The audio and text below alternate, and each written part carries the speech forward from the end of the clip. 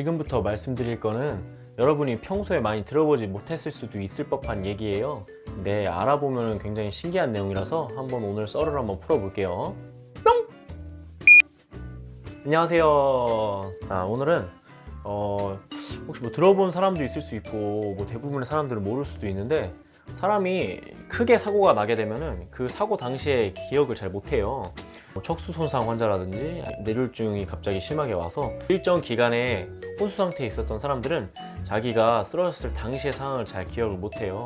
어쨌든 사고가 나서 의식을 잃어버렸던 사람들은 기억을 잘 못하는데, 제가 그거에 대해서 조금 간단하게 썰을 풀어 드릴게요. 왜 그런 거냐면요, 사람이 이제 살아가고 있잖아요. 그러다가 큰 사고가 나게 되면은 그 충격에 의해서 의식을 잃어버리는 경우가 있어요. 근데 사람의 기억은 제가 두 가지라고 말씀을 드렸잖아요.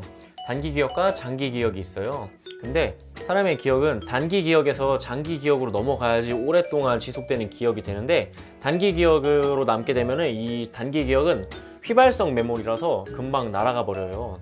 근데 사고 당시에 내가 생활을 하면서 이제 단기 기억이 쌓이고 있다가 이게 장기 기억으로 넘어가는 과정을 거쳐서 내 기억에 남아야 되는데, 사고가 나서 의식을 잃어버리게 되면은 이게 단기 기억에서 장기 기억으로 넘어가는 과정을 못 하는 거예요. 내가 의식이 없기 때문에. 그래서 때로는 사고 당시의 상황을 잘 기억을 못 하는 경우가 있어요.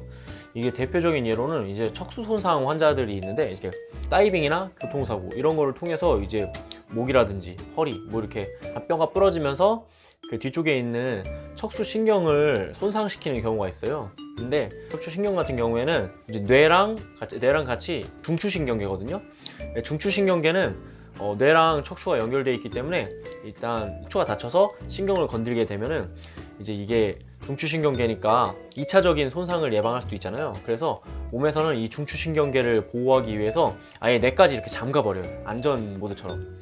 그래서 척수 손상 환자 같은 경우에는 보통 이건 사람마다 다르고 케이스마다 다르지만 보통 의식이 없는 기간을 가지게 되거든요. 되게 평균적인 걸 얘기를 하는 거예요. 혼수 상태인 의식이 없는 기간을 가졌다가 이제 일어나게 되면은 사고 당시에 내가 뭐 교통사고를 당했거나 뭐 다이빙을 하다가 이제 목 쪽을 손상받거나 이렇게 됐던 부분들이 단기 기억에서 장기 기억으로 넘어가지를 못해서 기억을 잘 못해요. 그 아침까지는 기억이 나는데, 그날 뭐 출근했을 때 어디까지는 뭘 기억이 나는데 그 이후에 내가 어떻게 사고가 나서 이렇게 된 건지, 이거는 잘 기억을 뚜렷하게 못 하시는 분들이 많더라고요. 네. 이 부분에 대해서는 저도 처음에 신기해서 생각을 해봤는데 이런 과정들 때문에 그런 것 같아요. 이거는 100% 제 생각이에요. 확실한 건 아니고 그냥 제 생각인데 아마 이게 맞지 않을까 싶어요. 그냥 제 뇌피셜입니다. 그래서 옛날에 제가 신경계 병원에 있을 때 봤었던 환자분 같은 경우에는 이런 경우도 있었어요. 그 교통사고 때문에 목이 다친 환자분이 있었거든요. 나이가 저보다 한 살인가 많았어요. 되게 젊은 환자분이었어요. 근데 이제 교통사고로 인해서 이제 경추가 다쳐가지고 하지마비 진단을 받고 이제 재활병원에서 치료를 하던 분이었어요. 근데 그분 치료를 진짜 제대로 안 받았거든요.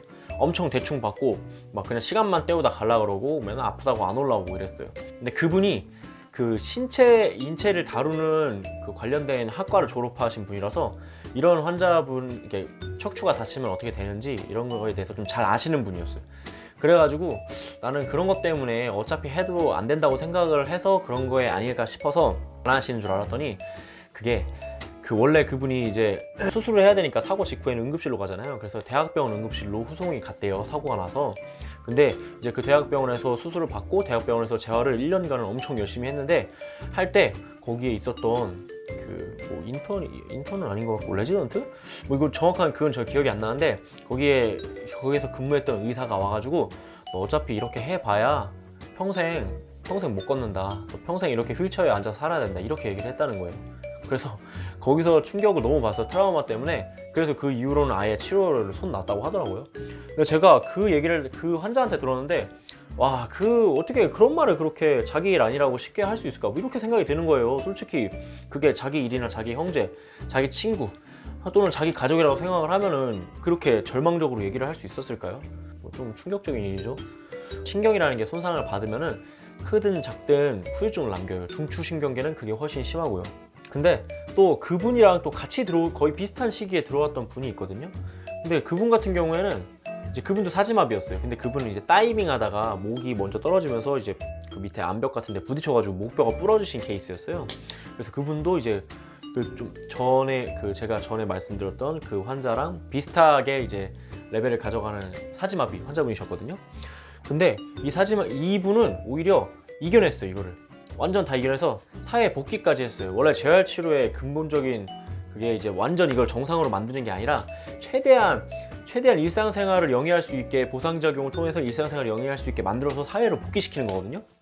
근데 이분은 나중에 진짜 좋아져가지고 여자친구도 사귀고 차 운전도 하고, 이게 손목은 쓰지 못하지만은 이게 손으로 이렇게 팔꿈치까지 쓸 수 있으니까 이제 밀어가지고 이걸 연습을 해서 밀어가지고 운전을 할 수 있게까지 만들었어요. 얼마나 답답했겠어요. 1년, 2년 가까이 병원에만 있으니까. 그래서 자기는 빠른 차를 사고 싶다고 해서 그때가 이제 아반떼 스포츠가 처음 나왔을 때였어요. 그래서 그거 바로 사가지고 풀옵션으로 사가지고 그거 타고 다니고 여자친구도 만들고, 그 나라에서 하는, 정부에서 하는 그 장애인 럭비라 그러나? 이렇게 휠체어를, 특수 개조된 휠체어를 밀어서 럭비를 하는 게 있어요. 그거 선수로 활동을 하고 있어요. 그러니까 어떻게 보면은 그때 전 환자도 병원에서 그 의사가 그렇게 말 안 했었더라도 더 좋은 상황으로 가져갈 수 있었을 건데, 어떻게 보면은 인생을 망친 걸 수도 있죠. 그 의사가. 그래서 저는 그런 케이스 두 개를, 너무 상반되는 케이스 두 개를 보면서 정말 주변에 있는 환경이라든지 주변에서 말 한마디 해주는 거, 이런 게 중요하다고 많이 느꼈어요. 오늘은 어떻게 보면은 그 큰 사고가 난 이후에 기억을 잘 못하는 이유에 대해서 썰을 잠깐 풀어봤는데, 뭐 이게 정확한 건 아니에요. 그냥 제 생각입니다. 제 생각. 네. 재밌게 보셨다면 감사합니다. 재밌으셨겠죠? 네. 오늘은 여기까지. 자, 다음에 봅시다. 안녕.